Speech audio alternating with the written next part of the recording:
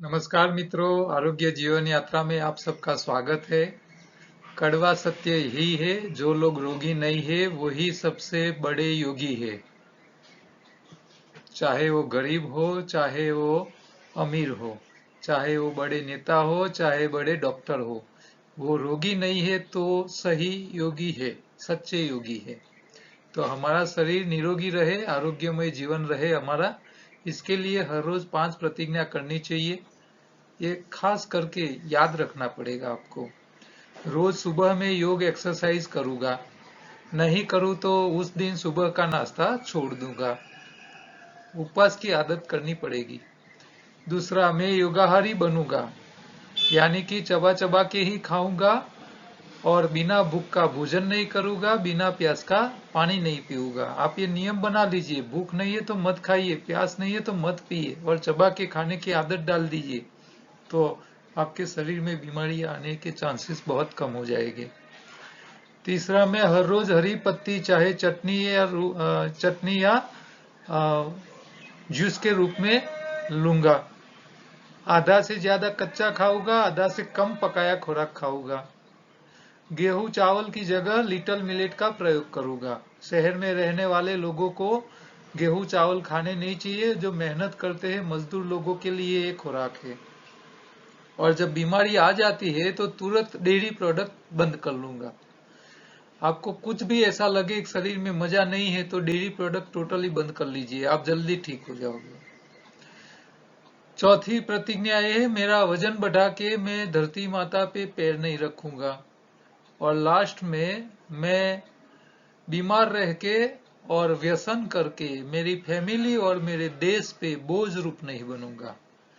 ये 5 प्रतिज्ञा भारतवासी ले ले हर रोज, तो अपने देश की इकोनॉमी और पूरा भारत विकसित हो जाएगा, अपने आप विकसित हो जाएगा। मैं naturopath green doctor Rajesh Patel हूँ। मैं योगा मास्टर भी हूँ और हम यहाँ पे यानी कि योगाहार से सारी बीमारी कैसे ठीक किया जाए उसके ऊपर बातें करते हैं। मैं अपने आप को ग्रीन डॉक्टर इसीलिए कहता हूँ कि हम हरी पत्तियों का महत्व ज्यादा रखते हैं। शरीर के लिए जितनी हरी पत्ती न्यूट्रिशन और शरीर की सही नेचुरल खून में मदद करती है, इतनी शायद दूसरी कोई खुराक नहीं करती है। इसके लिए हम हरी पत्ती से ही लोगों की बीमारी ठीक करते हैं, इसीलिए हम अपने आप को ग्रीन कहते हैं। बीमारी के आरोग्य के पंचामृत, 5 बातें आपको याद रखनी है कि बीमारी क्यों आती है। तो सिंपल सी व्याख्या है, बिना चबाया, आप बिना चबाया खाते हो तो कॉन्स्टिपेशन बढ़ता है और वो बीमारी की जड़ हो जाती है। पकाया यानी कि एसिडिक खुराक, आप पका के खुराक खाते हो तो न्यूट्रिशन नष्ट हो जाते हैं। जरूरत से ज्यादा खाते हो तो शरीर में, आंतों में, खून में और ऑर्गन में कचरा बढ़ जाता है। तो आप तीनों टाइम पकाया जरूरत से ज्यादा खाओगे, बिना चबाया खाओगे तो शरीर में कचरा बढ़ जाता है और पोषक तत्व मिलते नहीं है। बस यही बीमारी की जड़ है। सिंपल सी व्याख्या।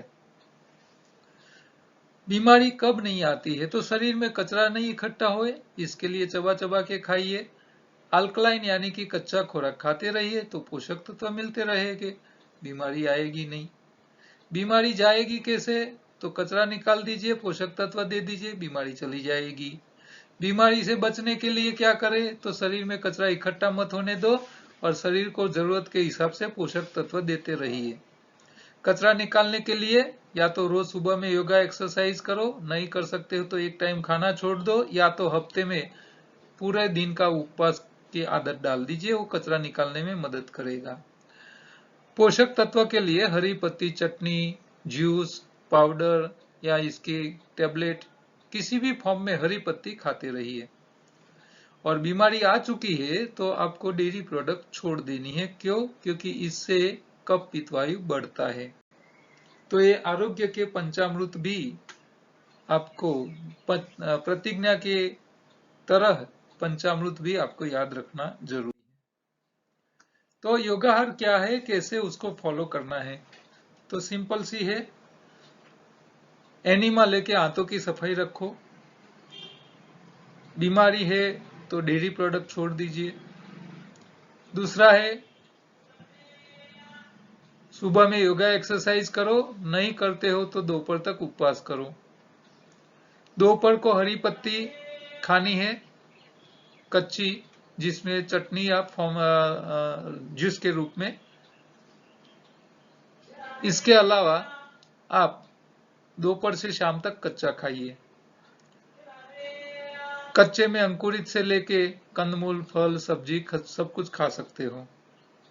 चबा चबा के खाना है, ध्यान रखना है। एसिडिटी वाले शुरू के हफ्ते के लिए खट्टे फल मत खाए।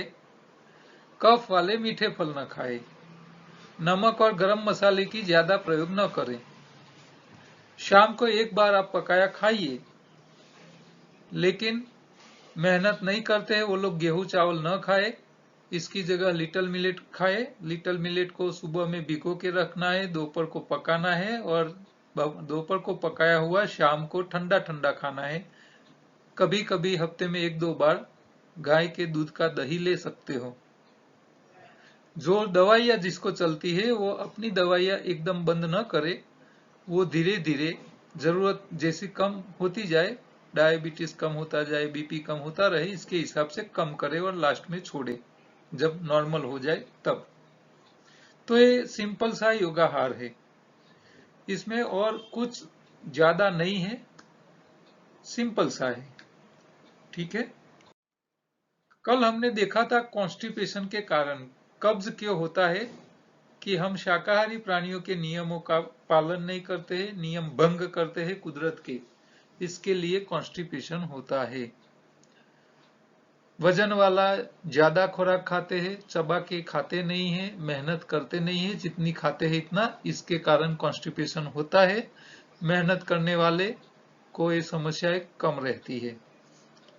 चबा चबा के खाने वाले को तो कॉन्स्टिपेशन होता ही नहीं है। ठीक है। तो कॉन्स्टिपेशन ये हर घर की समस्या है, हर व्यक्ति को कॉन्स्टिपेशन के कारण समझना जरूरी है। तो आप अपने फैमिली, दोस्तार, ग्रुप, सोसाइटी, व्हाट्सएप या फेसबुक में जहां आपको मौका मिले ये वीडियो कब्ज वाला सबको भेजिए, जिससे लोगों को जानकारी मिलेगी और सही जानकारी के बाद वो उसका अच्छा सही रास्ता निकाल पाएगी। ठीक है। कल का वीडियो आपको देखने का बाकी है तो देख लीजिए। आज का प्रश्न है, एक भाई ने लिखा है, मुझे हेडेक का प्रॉब्लम रहता है, हर रोज पेन किलर लेनी पड़ती है, कृपया उसका रास्ता बताएं। अब ये भाई ने सवाल तो कर लिया है, लेकिन हेडेक के पीछे क्या कारण है वो नहीं बताया। तो इसके पीछे काफी कारण हो सकते हैं। करीब अलग अलग प्रकार के हेडेक के कारण देखते हैं तो एक कारण हो सकता है साइनस। अंदर यहाँ वायु कोतर होते हैं, अंदर यहाँ हवा अंदर जाती है, अंदर कोतड़ों जैसा आकार होता है, वहां से हवा घूम के फिर अंदर जाती है। तो यह साइनस के अंदर कफ भरे रहने से भी हेडेक रह सकता है।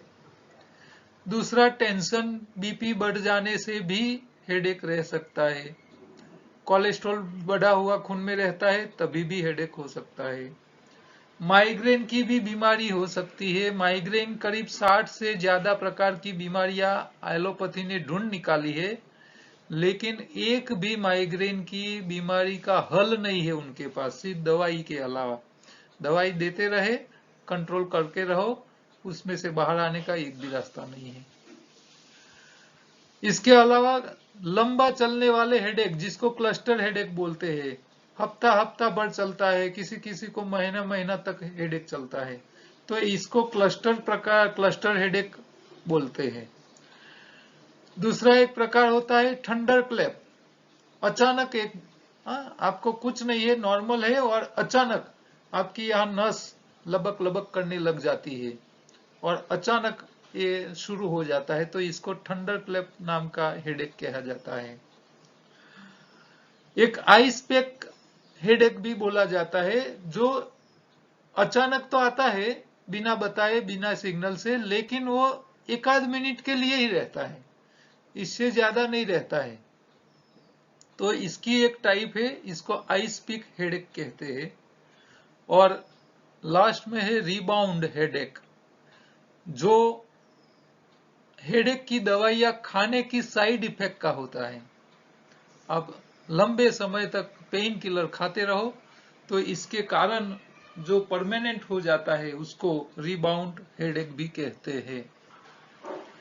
तो ये अलग अलग प्रकार के माथे की पेन की समस्या के प्रकार है, लेकिन हम तो एक ही बात मानते हैं, कफ, पित्त, एसिडिटी बढ़ जाने से भी होती है, और वायु। कफ, पित्त, वायु तीनों ही हेडेक के पीछे जिम्मेदार हो सकते हैं। तीन हो सकते हैं, तीनों तीन हो सकते हैं। हाँ, किसी किसी को कफ, पित्त, वायु दोनों साथ में होते हैं। किसी को कफ पित्त साथ होता है, किसी को पित्त वायु होता है, किसी को कफ और वायु दोनों हो सकता है, किसी को कफ, पित्त और वायु तीनों हो सकता है, किसी को अकेला कफ हो सकता है, किसी को अकेला पित्त के कारण हो सकता है, किसी को अकेले वायु के कारण भी हो सकता है हेडेक। तो हेडेक ये बहुत डेंजर समस्या है। हेडेक जिसको होता है उसी को ही पता होता है कि ये बीमारी कितनी जोखम वाली है। जोखम नहीं, लेकिन कितनी हैरान करने वाली है। हेडेक वो पूरी आपकी पूरे दिन की, पूरे हफ्ते की, पूरे महीने की, पूरी जीवन की आनंद को ही उठा लेती है। आनंद जीवन का खत्म हो जाता है जिसको हेडेक होता है। किसी किसी को तो हथौड़े पड़ते हुए ऐसी हेडेक हो जाती है। तो ये सब हेडेक की अलग अलग प्रकार की बीमारियां है। उसके पीछे हम एक ही कारण मानते हैं, शरीर में इकट्ठा हुआ कचरा। और शरीर की सिस्टम्स जो है हमारी बॉडी की, जो पूरी बॉडी को मैनेज करने के लिए जो कोऑर्डिनेशन होता है एक दूसरे की सिस्टम का, उसमें तालमेल नहीं है। इसके कारण न्यूट्रिशन का अभाव, कचरे का जमावट, ये दो मेन कारण है। और सब कारण में इसके कारण कचरा और माल न्यूट्रिशन के अभाव से आपको कफ होता है, पित्त होता है, वायु होता है। आयुर्वेद कफ, पित्त और वायु का ही ट्रीटमेंट करता है, लेकिन हम कचरे और माल न्यूट्रिशन की ट्रीटमेंट कर लेते हैं। नहीं बजेगी बांस, नहीं रहेगा बांस, नहीं बजेगी बंसुरी। क्यों? क्योंकि कफ, पित्त, वायु का ही जड़ से निकाल कर लीजिए। आपको कफ का ट्रीटमेंट क्यों करना, पित्त का क्यों करना, वायु का क्यों करना? जिसके कारण हो रहा है उसी को ही सॉल्व कर लो, बात खत्म। तो हमारी सिस्टम में, योगाहार में, नेचुरल डाइट में नहीं रहेगा कफ, नहीं रहेगा पित्त, नहीं रहेगा वायु। तो आपको किसी भी प्रकार की दवाई की जरूरत नहीं पड़ेगी, नहीं आयुर्वेद की, नहीं नेचुरोपैथी, नहीं होम्योपैथी वाले, नहीं एलोपैथी वाले की। बस समस्या का जड़ ही काट दो। ठीक है, तो क्या करें? तो एनडीएस फॉलो कीजिए, योगाहार फॉलो कीजिए। कैसे करना है वो पहले मैंने आपको बता दिया। लेकिन हेडेक वाले के साथ थोड़ी सावधानी रखनी है। क्या रखनी है कि पहले तो एनडीएस कैसे फॉलो करना है। सुबह में एनिमा लिया करो, दोपहर तक हो सके इतना फास्टिंग करो, 8 या 10 घंटे के बीच में खाना है। मान लो आप 10 बजे खाना चालू करते हो तो शाम को 6 बजे तक खाना है। इसके बीच में ही भले 2 बार, 3 बार, 4 बार खाना है। ये 8 घंटे के बीच में जब आप खा रहे हो तो आधा से ज्यादा कच्चा खाना है, आधा से कम पकाया खाना है। चबा चबा के खाना है, ये ध्यान रखना है। अब आधा से ज्यादा कच्चा, आधा से कम पकाया के दो ऑप्शन है। चाहे दोपहर से शाम तक कच्चे पे रहो और रात को एक ही टाइम पकाया खाओ, या तो दूसरा ऑप्शन ये है कि दोपहर से शाम तक आधा कच्चा आधा पकाया खाओ, रात को भी आधा कच्चा आधा पकाया खाओ। तो जब जब खाओ आप आधा से ज्यादा कच्चा खाइए, आधा से कम पकाया खाइए। तो ये सिस्टम है। डेयरी प्रोडक्ट छोड़ देनी है। सावधानी क्या रखनी है, जो लोग कफ वाले हैं वो मीठे फल, ये शुरू के हफ्ते 10 दिन के लिए मीठे फल ना खाए, क्योंकि उसका कफ बढ़ जाएगा। ये तो शरीर में कफ पहले से हो और कच्चा खाएगा और कफ बढ़ाए ऐसे मीठे फल खाएगा तो उसको कफ और बढ़ेगा, समस्या बढ़ जाएगी। तो वो मीठे फल की जगह खट्टे मीठे फल खा सकते हैं, या तो अकेले खट्टे फल खा सके, खट्टी चीजें ले। अच्छा, पित्त वाले जो है, जिसको एसिडिटी रहती है, वो लोग खट्टे फल ना खाए, उसकी जगह वो मीठे मीठे फल खाए या तो खट्टे मीठे खाए, तो इससे उनकी पित्त कम रहेगी। और बीपी कोलेस्ट्रॉल, बीपी के कारण जिसको हेडेक रहता है, वो लोग ब्लॉकेज के कारण भी होता है, बीपी के कारण भी होता है, खून की नहीं पहुंच पाता है तो इसके कारण होता है, तो वो लोग चर्बी युक्त खुराक खाना बंद कर ले, क्योंकि पुराना कचरा जो है चर्बी युक्त वो शरीर में से निकालना है। आप डालते रहोगे, नया कचरा बनता रहेगा, आप सफाई करो तो निकालो और डालो, निकालो और डालो, तो फिर आपको फायदा नहीं दिखेगा। तो बीपी कोलेस्ट्रॉल वाले चर्बी युक्त खुराक न खाए, ठीक है।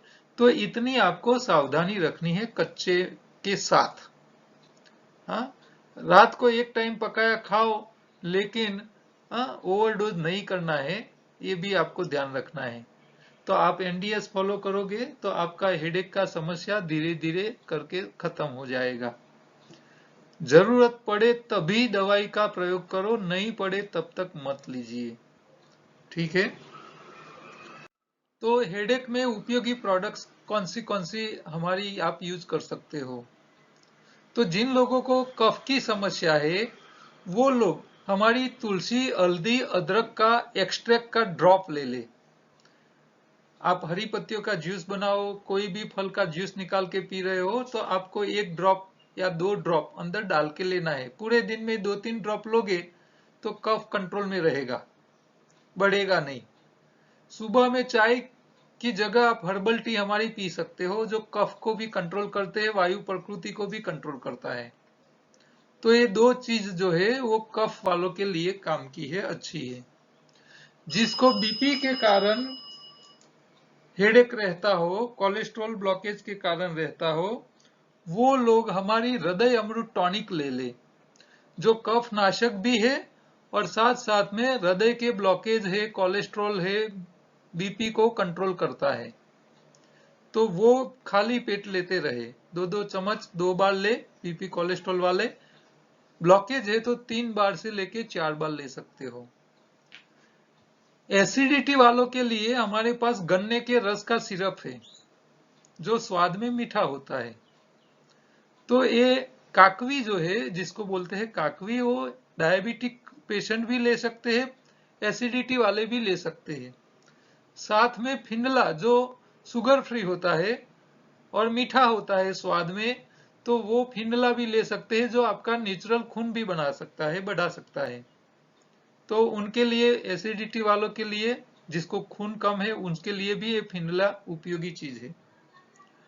हार्मोनल अनबैलेंस है जिनको, ये लोग के लिए, क्योंकि शरीर के सिस्टम में गड़बड़ी है, तो उसको ठीक करने के लिए हरी पत्तियों के ऑप्शन में हमारे पास स्पिरुलिना की टेबलेट है, मोरिंगा चिया की कैप्सूल है, और हिमालयन बेरी, जो माइक्रो लेवल की सफाई का काम करता है। बॉडी की जो सिस्टम्स से उसकी जो कोऑर्डिनेशन करने का जो तंत्र होता है, उसमें जो कचरा है उसको निकालने के लिए हिमालयन बेरी अद्भुत चीज काम करती है। तो ये सारी प्रोडक्ट आप हमारे पास से मंगवा सकते हो। बाजार के हिसाब से हमारी प्रोडक्टों का रेट रीजनेबल होता है, क्वालिटी के हिसाब से अच्छी होती है। हमारा काम है संस्थागत, हम सेवा के उद्देश्य से ही सब काम करते हैं। पैसे के लिए हमको करना है तो हम इंजीनियर है, इंजीनियरिंग का काम करें तो ज्यादा पैसा कमा सकते हैं, लेकिन ऐसा नहीं है। आप जो हमारे पास से प्रोडक्ट मंगवाते हैं, इससे हमारी संस्था के जो खर्चे लगते हैं वो निकल जाते हैं, और साथ में इसमें से कुछ बच भी जाता है तो हमारी संस्था वृद्धाश्रम भी चलाती है, तो उसमें चैरिटी में चला जाता है। जहां वृद्धाश्रम में हम जो रखते हैं, उन लोगों के पास से 1 रुपया भी चार्ज नहीं करते हैं। फ्री ऑफ कॉस्ट ही रखते हैं जो लोग वृद्ध हमारे यहाँ रहते हैं वो लोग। तो हमारे पास से आप प्रोडक्ट मंगवाओगे तो इससे आपकी सेहत भी अच्छी होगी, साथ साथ में इनडायरेक्टली आप एक चैरिटी कर रहे हो। इनडायरेक्टली आप चैरिटी कर रहे हो। प्रोडक्ट्स के लिए आप मेरे नंबर पे व्हाट्सएप कर सकते हो। काम की बातों में पंछियों से कुछ सीखिए। जब पंछी बीमार हो जाती है तो जो ठीक ना हो जाए तब तक वो खाना बंद कर लेते हैं। अकेले पंछियों की बात नहीं है। हम गांव से आए हैं, गांव में रहे हैं, खेडूत के पुत्र है, हम खेडूत पुत्र है। तो हमने देखा है कि हमारे घर पे जो गाय भैंस पहले रहती थी, वो जब बीमार पड़ती थी तो खाना छोड़ देती थी। वो सबको, जो जो प्राणी रखते हैं वो सबको पता है, पालतू प्राणियां जो लोग रखते हैं उन सबको पता है कि पालतू प्राणी जब बीमार होता है तो खाना पीना छोड़ देता है।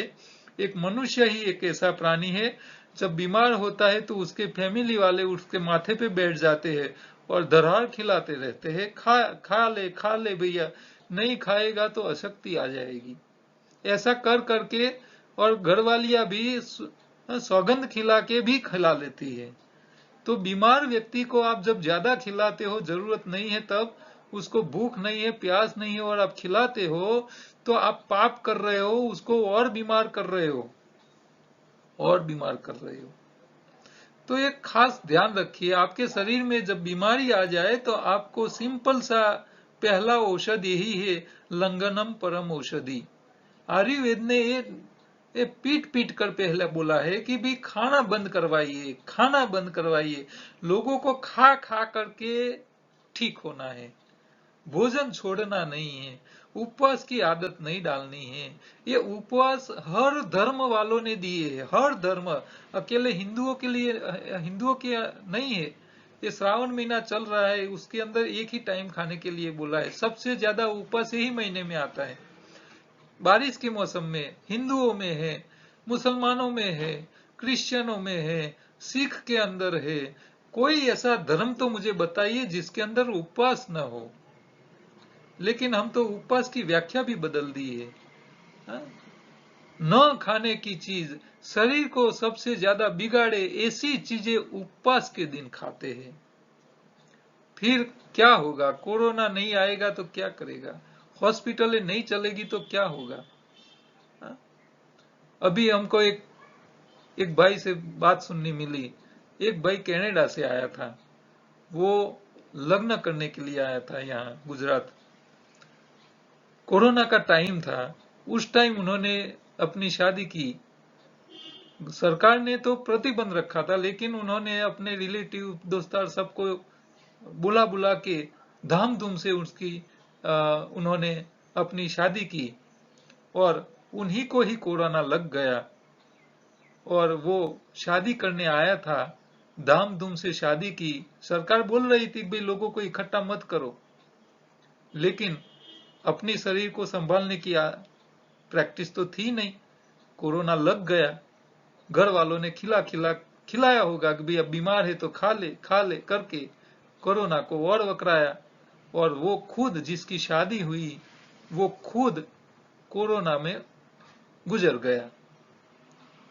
देखो कितनी मनुष्य की। अभी 15 अगस्त हमने अभी ही मनाई। स्वतंत्र आप अंग्रेजों से हो गए हैं, अंग्रेजी से नहीं हुए हो। यहाँ अंग्रेजी आपको नुकसान कर रही है, अंग्रेजी की गुलामी आप कर रहे हो, अंग्रेजी दवाइयां की गुलामी आपको मार रही है। हमारे शास्त्र, हिंदू, हमारे वेद, हमारे आयुर्वेद क्या सिखाते हैं? हमारी भगवान भगवत गीता क्या सिखाती है? भगवान खुद बोलते हैं कि मेरा खुराक पत्रम फलम पुष्पम तोयम है, हरी पत्ती मेरा खुराक है। भगवान खुद बोलते हैं, आयुर्वेद खुद बताता है, लंघनम परम औषधि। उपवास ये परम औषधि है। आपको गला पकड़ा, जुकाम हुआ है, बुखार आया है, खाना पीना छोड़ दीजिए।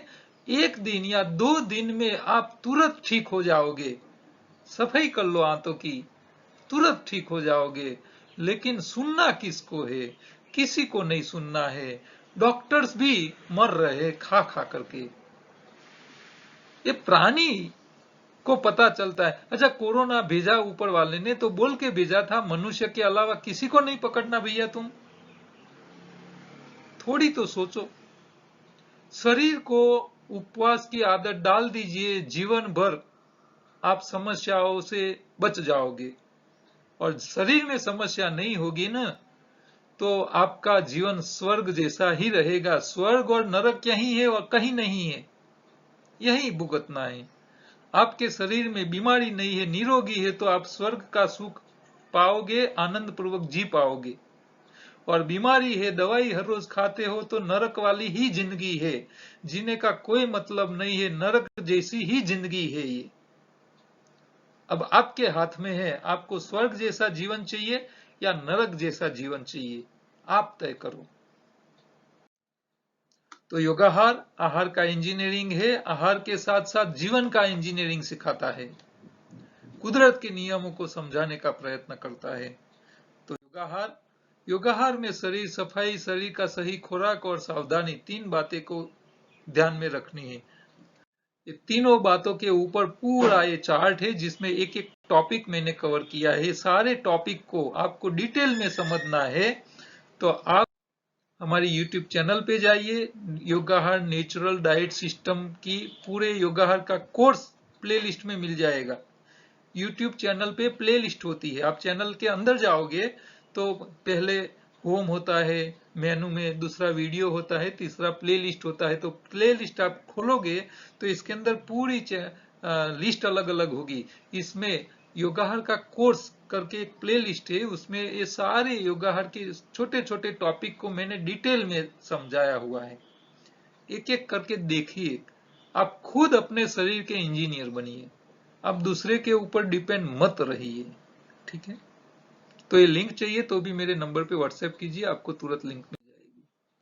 हमारा अहमदाबाद गांधीनगर गुजरात में सेंटर है, NDS योग सेंटर, जहां आपको योगाहार को समझाने के लिए 2 घंटे का मुफ्त मार्गदर्शन हर रोज मिलता है, फ्री ऑफ कॉस्ट, ठीक है।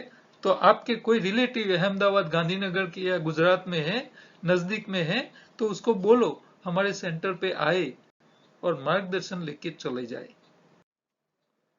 ई बुक अवेलेबल है, हमारी फूड विथ लाइफ योगाहार नाम की दूसरी यूट्यूब चैनल है, जिसमें आपको रॉ फूड की रेसिपी मिल जाएगी। हाँ, कच्चे में अच्छी अच्छी चीजें बनाए, बच्चे भी खा सके ऐसी चीजें बनाइए। बच्चे आइसक्रीम क्यों खाते हैं, चॉकलेट क्यों खाते हैं, खाने में मजा आ रही है। तो हमारी रॉ फूड की आइटम भी ऐसी होनी चाहिए कि आपको खाने में मजा आए, बच्चों को भी खाने में मजा आ जाए। तो फिर बच्चे क्यों पकाई चीज खाएंगे, नहीं खाएंगे। आप अच्छी चीजें बना के दे दो, खाने में मजा आए ऐसी। तो ये भी जरूरी है, ये भी सीखना है। आप हर रोज पकाई चीजें कैसे बनानी है वो सीख लिया है आपने, तो कच्ची चीजें में टेस्टी आइटम कैसे बने वो भी सीखना नहीं जरूरी है, वो भी जरूरी है। तो आप ये YouTube चैनल को देखिए, इसमें से आपको टिप्स मिल जाएगी अच्छी अच्छी चीजें बनाने की। और ये छोटा सा मैसेज, कहीं भी कुछ प्रिंट करवाना है तो करवाइए। हाँ? आप कुछ भी मार्केटिंग के लिए प्रिंट करवाते हैं तो साथ करवाइए। मेरी बातें आपको अच्छी लगती है तो मेहरबानी करके आप दूसरे को भेजिए, चाहे व्हाट्सएप हो, फेसबुक के ऊपर लिंक भेजते रहिए, शेयर करते रहिए। हमारे व्हाट्सएप ग्रुप है अलग अलग, हर जिले के अलग है, स्टेट के अलग है, अब्रॉड के भी है, लेकिन सब में हम हर रोज वीडियो नहीं रख पाते हैं। तो आपको पर्सनली रिक्वेस्ट है, आपको मेरी 2 हाथ जोड़ के, कि आप मेरी यूट्यूब चैनल को ही सब्सक्राइब करके रखिए। हर रोज आपको टाइम मिले तब यूट्यूब चैनल खोलिए लीजिए हमारी, और हर रोज के हमारे जो नए वीडियो है वो देखते रहिए, ठीक है। इतना काम कर लीजिए, आपको हर रोज नई जानकारी मिलती रहेगी। कल दोबारा दूसरे प्रश्नों के साथ मिलेंगे, तब तक के लिए नमस्कार।